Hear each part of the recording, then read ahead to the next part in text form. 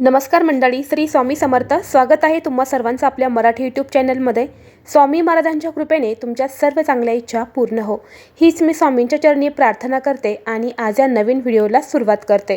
येत्या 26 डिसेंबरला म्हणजेच मंगळवारी आलेली आहे दत्त जयंती. कारण दत्तगुरूंचा जन्म मार्गशीर्ष पौर्णिमेला झाला आणि यंदा ही पौर्णिमा जी आहे ती 26 डिसेंबरला आलेली आहे. यामुळे या दिवशी आपण दत्त जयंतीसुद्धा साजरी करणार आहे. आणि या पौर्णिमेचा प्रारंभ जो आहे तर तो पहाटे 5:46 सुरू होणार आहे. म्हणून तीच तिथी आपण गृहीत धरून यावर्षी आपण दत्त जयंती ही 26 डिसेंबरला साजरी करणार आहोत. दत्त जयंतीचे विशेष महत्त्व म्हणजे या दिवशी दत्त तत्व हे पृथ्वी तलावर नेहमीच्या तुलनेत 1000 पटीने कार्यरत असते. या दिवशी दत्तांची मनोभावेने उपासना केल्याने दत्त तत्वाचा जास्तीत जास्त लाभ मिळण्यास मदत होते. त्याचप्रमाणे या दिवशी आपल्याला काही उपायसुद्धा करायचे असतात. तर आज या व्हिडिओमध्ये मी तुम्हाला एक उपाय सांगणार आहे, किंवा तुम्ही याला सेवासुद्धा म्हणू शकतात. तर आपल्याला या 26 डिसेंबर रोजी उंबराच्या झाडाला एक वस्तू अर्पण करायची आहे. ही वस्तू अर्पण केल्यामुळे कठीणातील कठीण इच्छा ही दत्तगुरू आपले पूर्ण करतील. त्याचबरोबर आपल्या घराची, मुलांची, पतीची अगदी भरभरून प्रगती होईल. घरातील गरिबी आणि दारिद्र्य हे सुद्धा नष्ट होईल. असा हा एक उपाय मी तुम्हाला आज या व्हिडिओमध्ये सांगणार आहे. त्यामुळे व्हिडिओ हा शेवटपर्यंत पहा. चॅनलवरती नवीन असाल तर सबस्क्राईब करा आणि असेच माहितीपूर्ण व्हिडिओ पाहण्यासाठी बेल आयकॉनलाही प्रेस करा.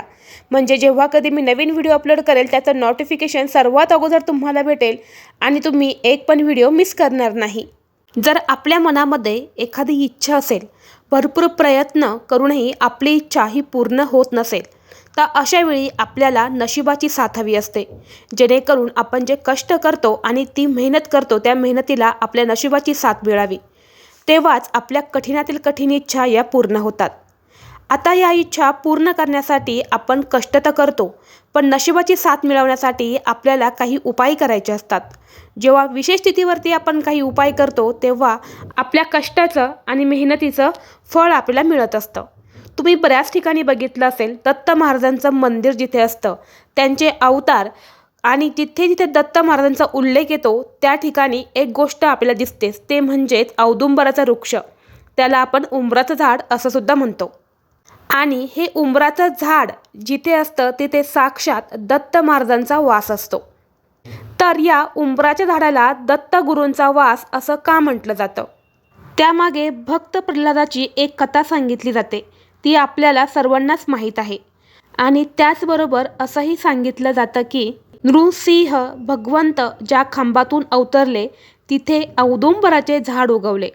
भक्त प्रल्हादाने त्या औदुंबराच्या झाडाची अफाट अशी भक्ती केली की त्या ठिकाणी बघा, त्यावेळेला स्वतः दत्तगुरू त्या ठिकाणी आले आणि भक्त प्रल्हादांना सांगितले की औदुंबराच्या झाडाखाली मी स्वतः येईल.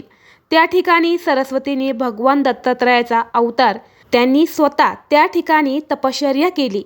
आणि असं सुद्धा म्हटलं जातं की दत्त महाराज एकदा अति क्रोधित होते. तेव्हा चालत ते औदुंबराच्या वृक्षाखाली आले आणि अचानक त्यांचा क्रोधसुद्धा शांत झाला. आणि तेव्हापासूनच आपल्या संपूर्ण महाराष्ट्रामध्ये, देशांमध्ये ज्या ज्या ठिकाणी दत्तगुरू महाराजांची मंदिर आहेत त्या ठिकाणी औदुंबराचं झाड हे निश्चित आहे. आणि औदुंबराच्या झाडाला येणारं फुलंही आश्चर्यचकित करणार आहे. ज्याला नशीब भाग्यवान असेल त्यालाच औदुंबराचं फूल हे दिसतं किंवा ते त्याला मिळतं.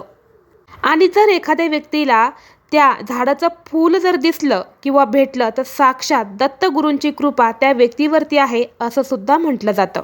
आणि म्हणूनच या उंबराच्या झाडाला विशेष महत्त्व दिलं जातं. तर आपल्याला कोणती वस्तू अर्पण करायची आहे ते पहा. सगळ्यात महत्त्वाचं म्हणजे आपल्याला या पौर्णिमेच्या दिवशी सकाळी लवकर उठण्याचा प्रयत्न करायचा आहे.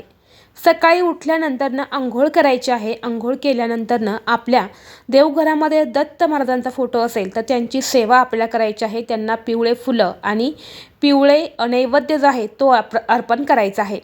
यानंतर हा उपाय तुम्ही सकाळपासून ते संध्याकाळपर्यंत कधीही करू शकतात. हा उपाय करण्यासाठी तुम्हाला एक तांब्याचा कलश घ्यायचा आहे.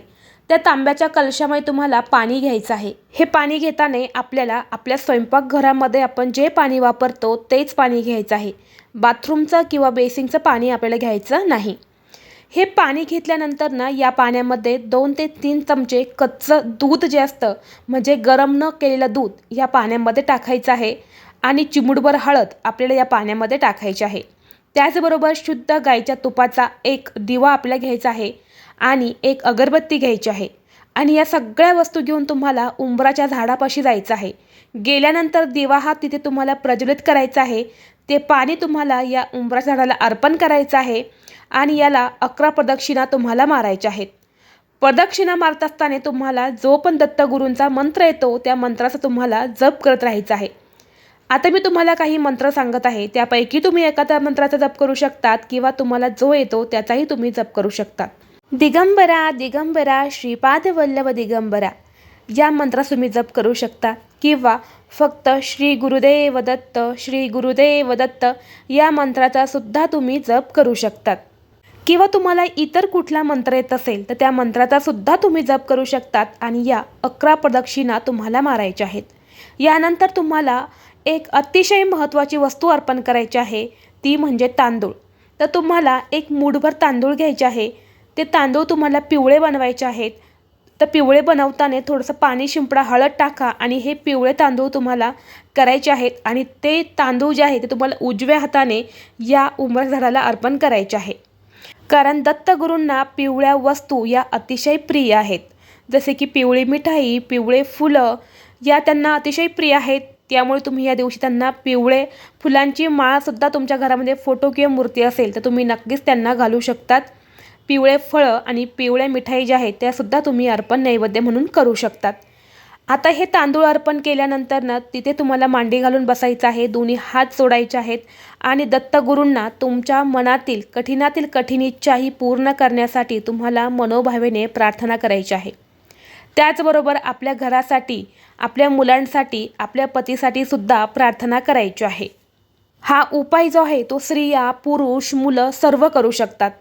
याला कुठलंही असं बंधन नाही की स्त्रियांनीच हा उपाय करावा किंवा पुरुषांनीच करावा। दत्तगुरूंना म्हणजे उंबराच्या झाडाला प्रार्थना करून घरामध्ये सुख, शांती, समृद्धी कायम टिकून राहावी, घरातलं दारिद्र्य, गरिबीही नष्ट व्हावी अशी सुद्धा प्रार्थना करायची आहे।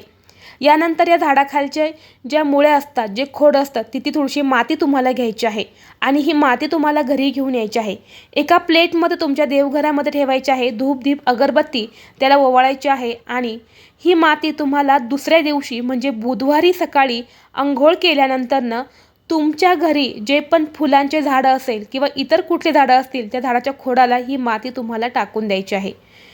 हा उपाय केल्यामुळे घरामध्ये नेहमी शांतता, सुख, शांती नेहमी टिकून राहते, लक्ष्मी ही स्थिर राहते आणि आपल्या घराची भरभरून प्रगती होते।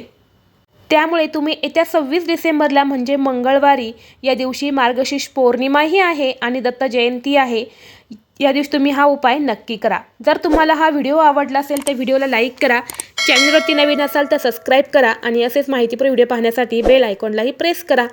चला तर मग भेटू असंच पुढल्या एका नवीन व्हिडिओमध्ये। तोपर्यंत सर्वांना श्री स्वामी समर्थ।